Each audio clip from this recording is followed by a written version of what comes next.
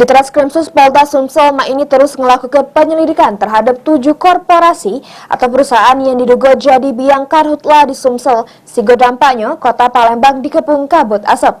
Sementara untuk sikok korporasi sudah dinaik ke status menjadi penyidikan. Direktorat Reserse Kriminal Khusus Polda Sumsel sudah menetapkan sebanyak 54 uang tersangka dengan 32 laporan polisi. Salah sikok dari 54 tersebut ada sikok korporasi yang statusnya sudah ke tahap penyidikan.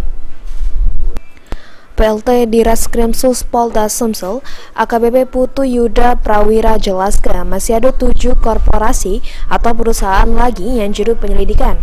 Sementara pas ditanya terkait penyegelan korporasi tersebut, Putu tidak secara rinci jelaskannya. Namun menurut pihaknya masih terus melakukan penyelidikan. Saat ini ada satu perusahaan yang sudah kita naikkan ke proses penyidikan. Saat ini anggota saya masih di lapangan untuk melengkapi proses penyidikan tersebut untuk mencari alat bukti agar bisa kita tetapkan ke proses berikutnya. Bang, kan itu masih ada 7 lagi nih Bang, korporasi Bang. Masih proses. Masih proses? Ya, kita segel berarti Bang ya? Kenapa? Perusahaannya kita segel Bang ya? Masih kita proses. Berarti disegel benar Bang ya? Kenapa? Disegel benar berarti Bang ya? Untuk disegel atau tidak, kami tidak ada penyegelan. Penyegelan dalam artian memasang pelang dan sebagainya. Namun proses penyelidikan masih tetap terus berjalan.